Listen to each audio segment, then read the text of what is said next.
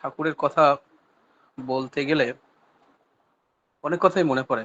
ঠাকুর বিশাল, অসীম। তো কোথা থেকে শুরু করব, কোথা থেকে শেষ করব? আমার এই মানে ক্ষুদ্র মানসিকতার মধ্যে সেই ঠাকুরকে আ নিবেদন করার মতো আমার ক্ষমতা আছে কিনা, সেই ধৃষ্টতা প্রকাশ করার মতো আ ক্ষমতা বা সাহস কিছুই হয় নেই। তাও যেটুকু পারি চেষ্টা করি। একটা কথা মনে পড়ছিল, কিছুদিন আগেই শুনছিলাম, সেখান থেকেই শুরু করি। ভগবান শ্রীরামচন্দ্র একবার বনবাসে যখন যাচ্ছিলেন, তো যেতে যেতে বনে একসময় তার খুব জল পিপাসা পেয়েছে। তো এক জায়গায় জল খাওয়ার জন্য গিয়েছেন। ঠিক জলটা খেতে যাবেন সেই সময় তার ওই যে ধনুকটা ছিল, সেই ধনুকটা মাটিতে রেখেছে। তো যখন ধনুকটা মাটিতে রাখে, একটা ব্যাঙের গায়ের ওপর চাপা পড়ে যায়। তো যখন ভগবান শ্রীরামচন্দ্র জল খেয়ে ফিরে আসছেন, তো ফিরে আসার পরে যখন ধনুকটা যখন পুনরায় নিয়েছেন, তখন দেখছেন ব্যাঙটা চাপা পড়ে গিয়েছে। তো ব্যাঙটা খুব লেগেছে বা কষ্ট হয়েছে। তো ভগবান শ্রী রামচন্দ্র তাকে বলছে যে, দেখো, আমি যখন এইটা রাখছিলাম, তোমার ধনুকটাকে রাখছিলাম, তো তখনই তুমি আমাকে যখন ব্যথা লাগলো, তখন তুমি আমাকে কিছু বললে না কেন? তখনই তো আওয়াজ করতে পারতে। তাহলে আমি তো ধনুকটা সরিয়ে রেখে যেতে পারতাম। তখন সেই ক্ষুদ্র জীব ব্যাঙের কি উত্তর ছিল? সে বলছে যে, ভগবান, আমার এই জীবনটা আমি তোমার দয়ায় পেয়েছি। এই জীবনটা তোমারই দান। আমার ভালো করো বা মন্দ করো, যাই করো, সে তোমারই দয়া এবং তুমিই করছো। তাহলে যখন তুমি আমার উপরে এটা চাপিয়ে দিলে ধনুকটাকে, তখন আমি কি করে তোমাকে বারণ করতে পারি? তো দেখুন, সেই ক্ষুদ্র ব্যাঙের কত সুন্দর তার গুরুর প্রতি আত্মসমর্পণ ছিল।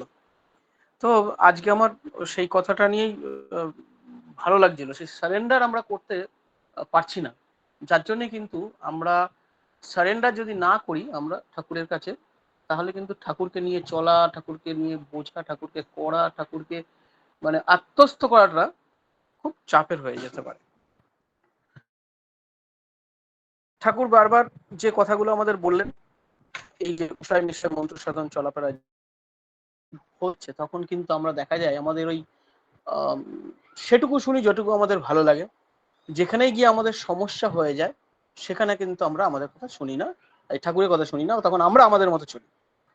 তো তাৎক্ষণিকভাবে কি হয়, ফলটাও ঠিক সেরকমই হয়।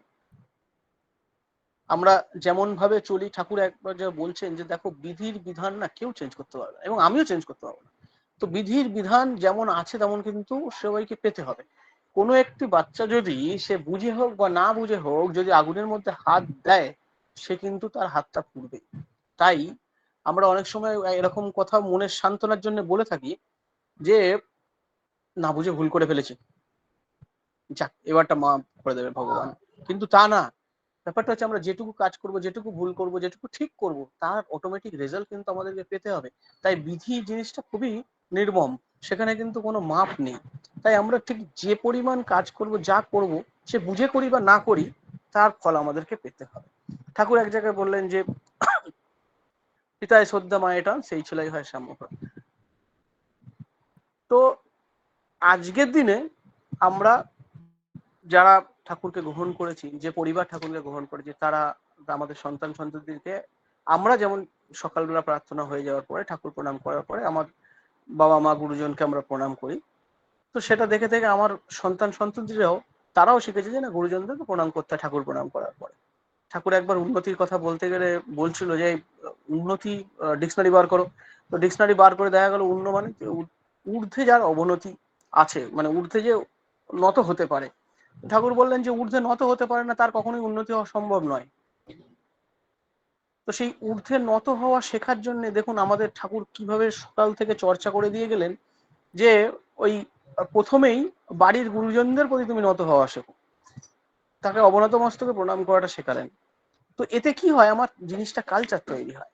এখন দেখবেন যে যদি কোথাও হঠাৎ করে যে কোনো পরিবারে, ধরুন একটা বাচ্চা বড় হচ্ছে, ছোট থেকে দেখে দেখে যে বাড়িতে কেউ বড়রা আসলে বা কাউকে গুরুজনদের প্রণাম করা রীতি রেওয়াজ নেই, ধরুন আমি জাস্ট এক্সাম্পল বলছি, সেইখানে তার বাড়িতে হঠাৎ কোনো একজন এমন কেউ এলেন, ধরুন একজন ঋত্বিক দেবতাই এলেন।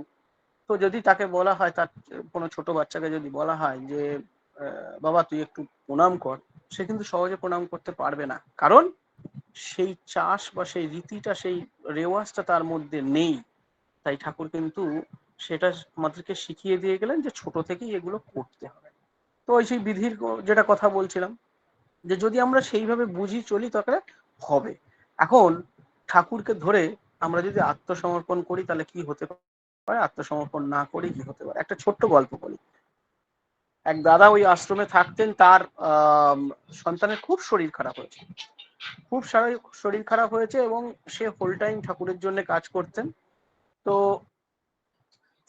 এক মিনিট, একটা ফোন আসছে। হ্যাঁ, তো তার বাড়ির মা বলছে যে দেখো তুমি তো পুরো জীবনটাই ঠাকুরের জন্য কাজ করো, তো তোমার সন্তানের শরীর খারাপ হলো, এটা তো খুব দুঃখের বিষয়, তো তুমি ঠাকুরের কাছে যাও, গিয়ে বলো যে আমার সন্তানকে ঠিক করে দিতে। তো তিনি বলছেন যে দেখো আমার সন্তানের শরীর খারাপ, ঠাকুরই দিয়েছে, তো আমি ঠাকুরকে গিয়ে কি বলবো, তো ঠাকুর ঠিক বুঝে যখন দরকার হবে ঠিক আবার ঠিক করে দেবে। তো যাই হোক, তো বাড়ির মা আবার তাকে পিড়াপিড়ি করাতে সেই দাদা তখন ঠাকুরের কাছে যাচ্ছেন। তো ঠাকুরের কাছে গিয়ে দেখছেন যে ঠাকুর ওই আতশোয়া অবস্থায় কোলবালিশে হেলান দিয়ে খুব ভক্ত পার্ষদগণ দিয়ে হাসি ঠাট্টা করছে। তো তখন ওই দাদা ফিরে এসছে। তো বাড়ির মা জিজ্ঞেস করছেন যে কি গো, তুমি কি বললে ঠাকুরকে আমার ছেলের কথা, আমাদের সন্তানের কথা, শরীর খারাপটা ঠিক হওয়ার কথা? বলছে না, বললাম না। বলছে কেন? বলছে ঠাকুর যদি এত খুশিতে থাকতে পারে, তিনি, তার মানে এইটা যখন আমাকে দিয়েছে তার মানে এটা আমার দরকার বা এটা কোনো প্রয়োজন, ঠিক আছে? তো আমি আর কি করে দুঃখের মধ্যে থাকতে পারি, তাই আমিও খুশি হয়ে চলে এসেছি। তো যাই হোক, সে 2-3 দিন বাদে তার জ্বর অটোমেটিক্যালি সেরেই গেল। তো আমাদের কি হয়, আমরা হঠাৎ করে ছোট ছোট ক্ষেত্রে ওই যখনই আমরা চলতে থাকি কিছু সমস্যা দেখা দেয়। সমস্যা বলতে যে জিনিসগুলো আমাদের ভালো লাগে না, ঠিক আছে, কিন্তু হয়তো সেটা দরকার হতে পারে বা নাও হতে পারে, সেই জিনিসগুলো যখন আমাদের জীবনে আসে আমরা তখনই কিন্তু ওই ঠাকুরকে দোষারোপ করি। কারণ কি, আমাদের ঠাকুরের প্রতি ওই পূর্ণ আত্মসমর্পণের গল্পটা নেই। আমি যেটা বলছিলাম যে আত্মসমর্পণ, ঠাকুরের কাছে যদি আমরা সারেন্ডার না করি তাহলে কিন্তু ঠাকুরকে নিয়ে ঠিক আমরা বুঝতেও পারবো না, চলতেও পারবো না। আমরা ভাবি যে ঠাকুর মানে এইটাই যে ঠাকুরকে বিপদে পড়লে সে আমাকে রক্ষা করবে, বিপদে পড়লে তাকে আমি জানাবো, সে আমাকে সবসময় হাত ধরে তুলে আনবে, কিন্তু তা না। ঠাকুর যে বলছিলাম না, সকালবেলা উঠে যে প্রণাম করার কথা, মানে প্রত্যেকটা জিনিস রীতি রেওয়াজ আমাদেরকে শিখিয়ে শিখিয়ে চলাটা শেখাচ্ছে। একবার আচার্যদেব বলছিলেন যে যার জীবনে কোনো বাধা নেই তার জীবনটাই মৃত, তার জীবনটাই মৃত সম। তাহলে দেখুন, আমাদের কি জীবনে চলতে গেলে বাধা থাকতেই হবে? বিবেকানন্দ স্বামীজি এক জায়গায় বলছিলেন যে কারো জীবনে যদি চলতে চলতে কোনো বাধা না আসে তাহলে মানতে হবে সে ভুল পথে চলছে, মানে সবকিছু জীবনে স্মুথ হবে এমন কোনো কথা নেই। দেখুন, সেই ভগবান শ্রী রামচন্দ্রের কথায় যদি আবার সেই ফিরে আসি, যে ভগবান শ্রী রামচন্দ্র কোন দিন বনবাস গেলেন, যেদিন কিনা উনি তার আগের দিনও তিনি ঠিক ছিলেন যে আগামীকাল সকালে তার রাজ্যভিষেক হবে, সে রাজা হতে চলেছেন, ঠিক আছে, কিন্তু পরের দিন সকালে শুনলেন তার বিমাতা কোনো একটা মানে বাবাকে কথা দিয়েছিলেন, বাবা কথা দিয়েছিল, সেই কথা অনুযায়ী তাকে এখন 14 বছর বনবাস যেতে হবে, আর তার ভাই ভরত সে সিংহাসনে বসবে। তা আজকের দিনে হলে কি হতো, যদি এই কথা শুনতো কোনো ছেলে, তাহলে সে তো সেটাকে বলবো আরে আমার বাবা কমিটমেন্ট করে যে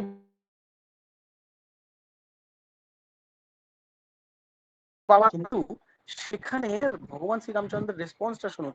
বলছে এই কথা যখন এই সিচুয়েশনটা হলো, তা ভগবান শ্রীরামচন্দ্রের বাবা দশরথ ভাবছেন যে আমি কি করে আমার ছেলেকে গিয়ে এই সংবাদ দেবো, তাতে তিনি খুব ইতস্তত হয়ে পড়েছেন, মানে বিমর্ষ হয়ে পড়েছেন।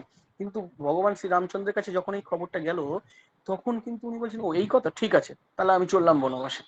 বাবার কথা রক্ষা করা, পিতার কথা রক্ষা করাটা আমার কর্তব্যের মধ্যে পড়ে, অতএব আমি চলে গেলাম। তাহলে দেখুন, সেই আহ ভগবান রূপে যিনি অবতার রূপে এই পৃথিবীতে এসছেন, তার জীবনেও বাধা আছে। সে রাজা হতে চলেছিল, হঠাৎ করে তার বাধা এসে সে চলে গেল বনবাসে। তো তার জীবনে যদি মানে বাধা থাকতে পারে, তো আমার জীবনে বাধা থাকবে না এরকম হতে পারে? আর আমার জীবনটা সবসময় ভালোভাবে চলবে তার কি মানে আছে?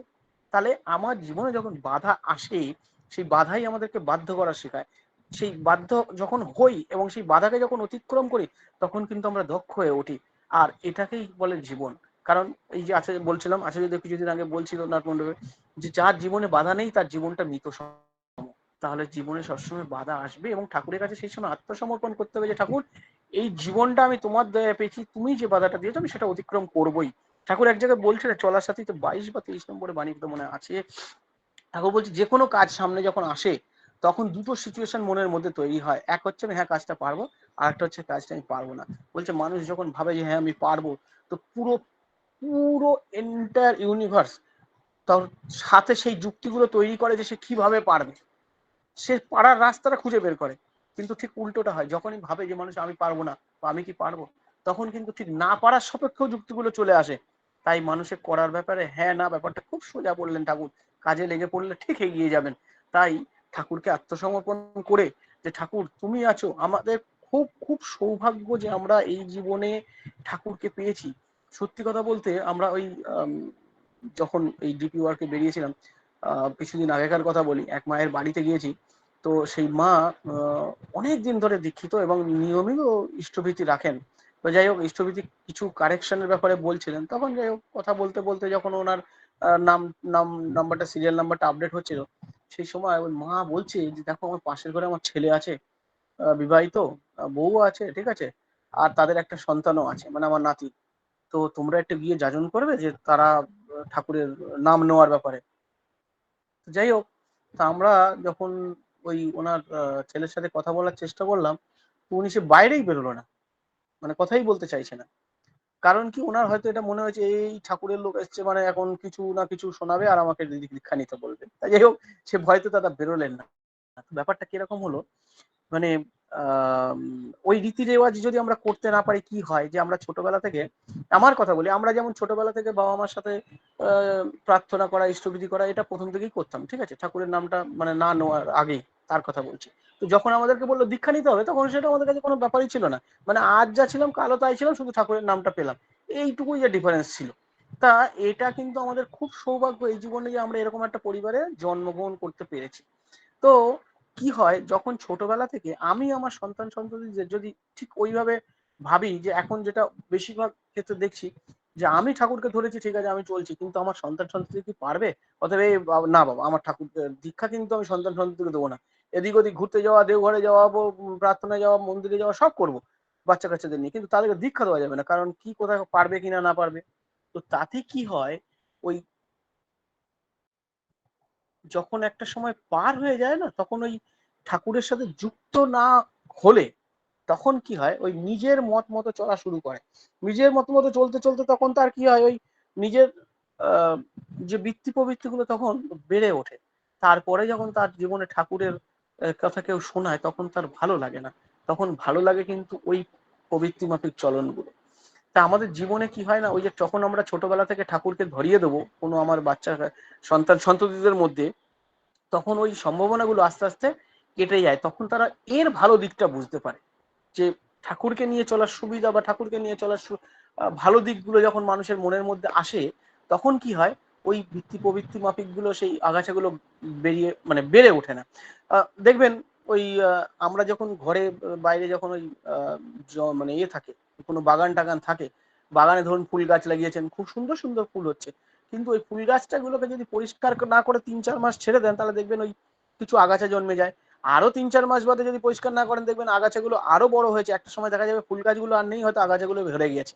তাই আমাদের জীবনটাকেও না ঠিক সেইভাবেই ওই বৃত্তি প্রবৃত্তি মাত্রিক চলনগুলো, যেগুলো অনিষ্ট চলন বা শয়তানি চলন, সেইগুলো যাতে না ঢুকে যায়, তা সেগুলোকেও কিন্তু মাঝে মধ্যে আমাদেরকে পরিষ্কার করা দরকার। এবং সেই পরিষ্কার করার এক আর একমাত্র রাস্তা কিন্তু হচ্ছে ঠাকুরের সাথে প্রতিনিয়ত যুক্ত থাকা এবং প্রতিনিয়ত ঠাকুরের নাম ধ্যান করা। এই নাম ধ্যানের ফলে কি হয়, ওই যেমন আমরা বাগানে পরিষ্কার করি, তেমনি আমার জীবনটাও পরিষ্কার হয়, ঠিক আছে। তো তাই নাম ধ্যানের খুব খুব খুব জরুরি। যতক্ষণ আমরা নাম ধ্যান ঠিক করে না করতে পারছি, ততক্ষণ কিন্তু ঠাকুরের না আমরা বুঝতে পারছি, না ঠাকুরের কাছে আত্মসমর্পণ করতে পারছি। সেই ঠাকুরের কাছে আত্মসমর্পণ না করতে পারলে কিন্তু ঠাকুরকে আমরা বুঝতে পারবো না। একটা গল্প মনে পড়ে যাচ্ছে, বলি। আমরা সবাই জানি অর্জুনের গুরু ছিলেন দ্রোণাচার্য। তো যখন ওই পিতামহ ভীষ্ম যখন আর কি ওই মানে সরসজ্জায় আর কি শায়িত হলেন কুরুক্ষেত্র যুদ্ধে, তখন তখন ওই কৌরবদের সেনাপতি কি হবে তো তখন উনি দ্রোণাচার্য ওনাদের সেনাপতি হলেন। তো যখনই দ্রোণাচার্য সেনাপতি হয়েছে তখন এই পাণ্ডবদের শিবিরে চিন্তায় পড়ে গিয়েছে যে দ্রোণাচার্য তো অর্জুনের গুরুদেব ছিল অস্ত্র শিক্ষার। তার মানে উনি অর্জুনকে খুব ভালোভাবে জানেন, অর্জুনের কোথায় কি কমজোর পয়েন্ট আছে বা কোনটা ভালো কোনটা কমজোর সেসব ভালো করে জানে। এবং শুধু তাই নয়, যেহেতু গুরুদেব তাহলে অর্জুনের থেকে সে বেশি দক্ষ। তাহলে কি হবে, অর্জুনকে তো কালকে সকালে আর কেউ বাঁচাতে পারবে না, নিশ্চয়ই তার গুরুদেব যে দ্রোণাচার্য সে তাকে বধ করবেই করবে। এই কথা সবাই শিবিরে ভাবছে, চিন্তা করছে, এই নিয়ে চিন্তা সরগোল পড়ে গেছে প্রায়। কিন্তু হঠাৎ করে দেখা গেল যে যার নিয়ে চিন্তা করতো সেই অর্জুনকে খুঁজে পাওয়া যাচ্ছে না সন্ধ্যেবেলা। তো যাই হোক, সবাই অর্জুনকে খুঁজছে খুঁজছে দেখা গেল যে অর্জুন তাঁবুতে সে নিশ্চিন্তে ঘুমোচ্ছে। তা যখন দেখছে ঘুমোচ্ছে তখন সবাই ঠেলে তুলেছে তার ভাইরা। তো বলছে, এই তুমি যে এখন ঘুমোচ্ছ, কালকে তো তোমার বিরুদ্ধে দ্রোণাচার্য মানে তোমার অস্ত্র শিক্ষার গুরুদেবই তোমার বিরুদ্ধে অস্ত্র ধরছে, তোমার কি ভয় করছে না? তখন সে বলল যে আমার জীবনের সারথি হচ্ছে আমার সখা শ্রীকৃষ্ণ, ভগবান শ্রীকৃষ্ণ আমার জীবনের সারথি, আমার রথের সারথি, আমার এই যুদ্ধেরও সারথি। সেক্ষেত্রে চিন্তাটা তার করবে, উনি যা করবেন সেটাই হবে, তো আমি কেন চিন্তা করতে যাব? তো দেখুন মানুষের কত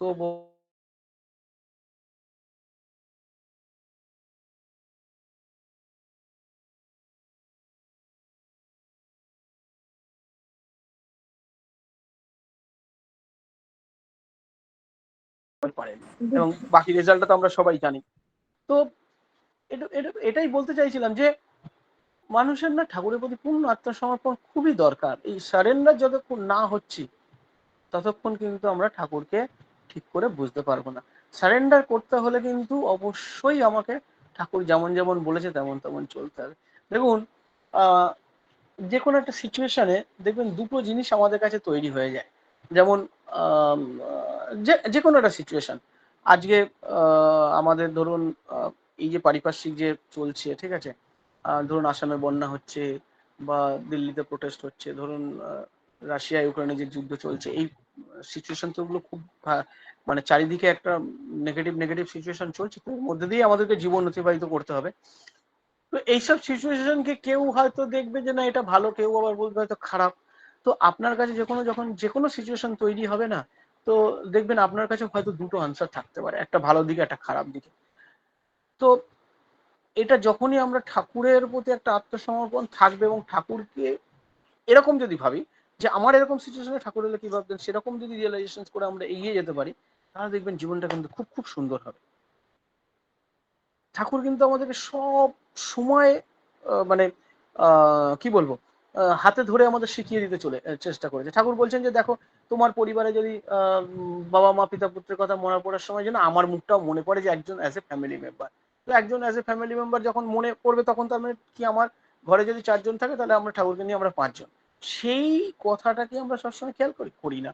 এখন এই বলতে বলতে মনে পড়লো যে ঠাকুর ইষ্টভীতির কথা যখন বলছিলেন, তো কথায় কথায় এক জায়গায় বলছেন যে এক জায়গায় আলোচনা শুনছিলাম যে ইষ্টভীতি ঠিক কতটা হওয়া উচিত সেই নিয়ে।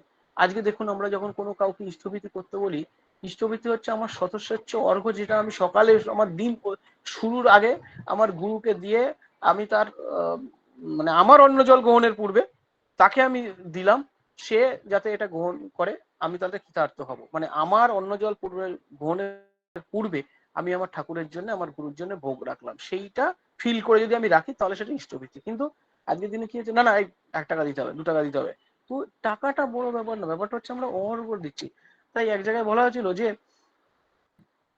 আমার একদিনের আহার্য মাফিক, আমার একদিনের আহার্য মাফিক আমি যদি ইষ্টভীতি রাখতে পারি তাহলে কিন্তু সেটা ঠিকঠাক ইষ্টভীতি হলো। আমি এরকম বলছি না যে যারা রাখতে পারছে না তাদের হলো না।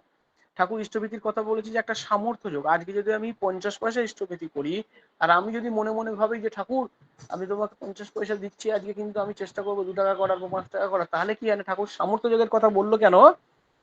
তাহলে ওই ভাবতে ভাবতে ভাবতে ভাবতে আমার মাথার মধ্যে একটা চাপ তৈরি হবে, যে চাপ দিয়ে আমি ওই বললাম যে কোনো জিনিস পাওয়ার ব্যাপারে হ্যাঁ বা না, তখন আমার সামনে রাস্তাগুলো আসবে যে আমি কি করে আরো কর্মঠ হব, আরো কি করে আমি অর্থ উপার্জন করবো, আমি কিভাবে সঞ্চয় করবো যে আমি আমার ঠাকুরের জন্য প্রতিদিন 50 পয়সা থেকে 5 টাকা করতে পারি। আমি 5 টাকা করতে যখন পারবো তখন আমি আরো ভাববো যে ঠাকুর যখন বললেন যে আমার আহার মাফিক করা, আমি কি দিনে 5 টাকায় খাই? আর ঠাকুর যদি আমার ঘরের একজন ফ্যামিলি মেম্বার হতো, তাকে কি আমি শুধু 5 টাকায় তাকে খাইয়ে রাখতে পারতাম? তাহলে সেই অনুভূতি যখন আসবে তখন কিন্তু ঠাকুরের প্রতি দিতে যে কষ্ট হয় মানুষের, সেই কষ্টটা আর থাকবে না। ঠাকুর বারবার, আপনাদেরকে একটা কথা বলি, আমার সময় প্রায় শেষ হয়ে যাচ্ছে, যে আমরা সবাই জানি ওই দ্রৌপদীর বস্ত্রহরণের ব্যাপার। তো দেখুন, দ্রৌপদীর বস্ত্রহরণের গল্পটা আমরা সবাই জানি, কিন্তু কতজন জানে যে দ্রৌপদী এক সময় ভগবান তার ভক্তকে বাঁচানোর জন্য কত পরিমাণ কষ্ট সহ্য করে। একবার ওই দ্রৌপদী সবাই একসাথে রয়েছেন, সেই সময় ভগবান শ্রীকৃষ্ণ মানে কিছু একটা ছল করে হঠাৎ করে তার আঙুলটা কেটে ফেলে। তাহলে সেই আঙুলটা কেটে ফেলেন, তখন দ্রৌপদী ছুটে এসে তার ওই কাপড় ছিঁড়ে মানে সেই আঙুলটা বেঁধে দেয় ভগবান শ্রীকৃষ্ণের। তো এটা কেন করলেন, যে ভগবান শ্রীকৃষ্ণ তার কাছ থেকে ওই কাপড়টা নিয়ে রাখলেন, কারণ জানেন পরবর্তীকালে সেই কাপড়টা তাকে দিতে হবে। তার ঠাকুরও বারবার বলছেন দয়া মানে দিয়ে পাওয়া। তা সেই দ্রৌপদী কিন্তু সেই আগে থাকতে কাপড়টা দিয়ে রেখেছিল, যার জন্য কিন্তু সেই দ্রৌপদীর বস্ত্রহরণের সময় যে ভগবান শ্রীকৃষ্ণ এসে কাপড়টা দিতে পেরেছিল। এবং আমি এটা বলতে যাচ্ছি যে ঠাকুর কতটাই আমাদের প্রতি মানে অনুভব করে থাকেন যে আমার জীবনে কি হতে পারে আগামী দিনে সেটা পূরণ, মানে তার জন্য ঠাকুরের কি করতে হবে, তার জন্য যে দয়া পাওয়ার জন্য যে দানটা দরকার সেটা এখন থেকেই তিনি গ্রহণ করে রাখলেন, এবং তার জন্য তিনি নিজের আঙুল কাটতেও পিছপা হলেন না। তাই প্রত্যেকটা ক্ষেত্রে দেখবেন, যখনই আমাদের কাছে কিছু সুযোগ আছে, কিছু ধরুন মন্দিরে অর্ঘ্য দেওয়ার বা কোনো কিছু হচ্ছে সেখানে অর্ঘ্য দেওয়ার, আমরা সবসময় চেষ্টা করি 10 টাকা দিতে পারলে 2 টাকা দেবো, 100 টাকা দিতে পারলে 10 টাকা দেবো। কিন্তু ব্যাপারটা তা না। ব্যাপারটা হচ্ছে কি, ঠাকুর কিন্তু এক জায়গায় পরিষ্কার করে বলছেন যে দেখো, এই যে যত আমরা দিতে পারবো, দিতে পারলে আমাদের ওই সামর্থ্যটা তৈরি হবে, এবং এই দেওয়ার মধ্যে দিয়েই আর তার দয়া পাওয়া, পরমপিতার দয়া পাওয়ার রাস্তাটা আমাদের প্রশস্ত হয়। তাই একটা কথা সবাইকে বলবো, যে যখনই কোনো সিচুয়েশন আসুক, যখনই যেভাবে চলার চেষ্টা করুন, একটু ঠাকুরকে ভালোবাসার চেষ্টা করুন, দেখবেন না রাস্তা অটোমেটিক আপনাদের সামনে প্রশস্ত রাস্তা খোলা আছে। সেই রাস্তা বরাবর আমরা যখন চলতে থাকবো না, তখন ঠাকুরকে নিয়ে আর কোনো চিন্তার কোনো রাস্তা নেই।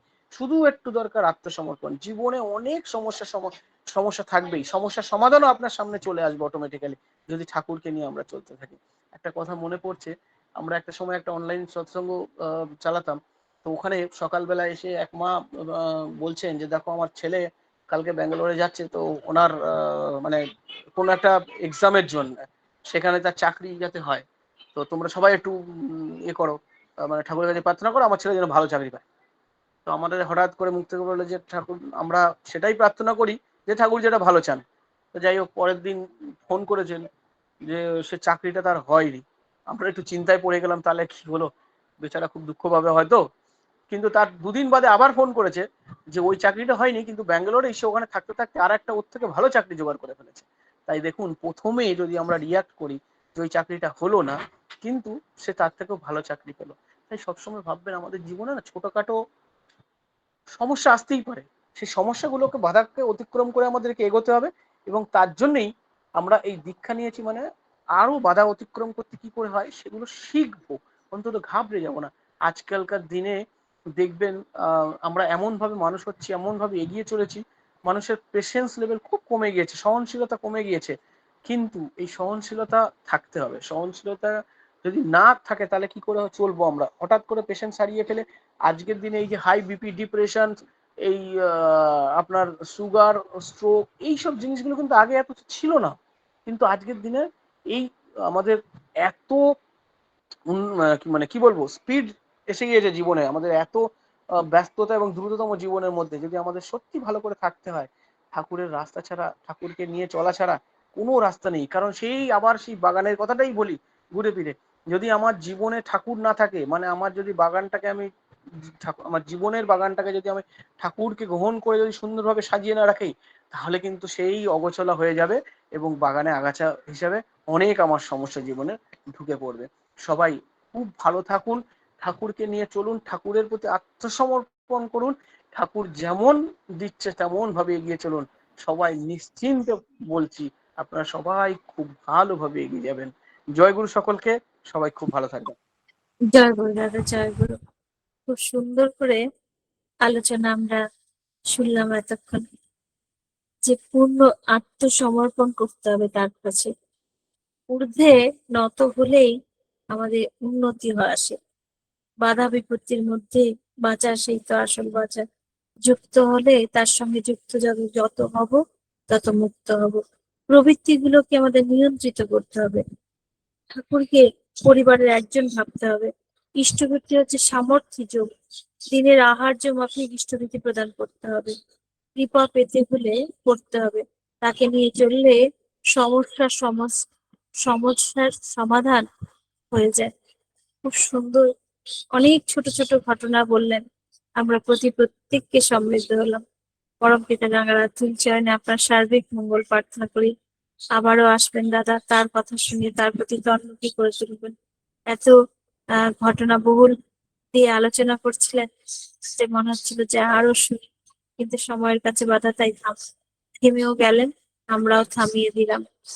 খুব ভালো থাকুন দাদা, আবারও আসবেন, তার কথা শোনাবেন, এই আশায় থাকলাম। জয় গুরু।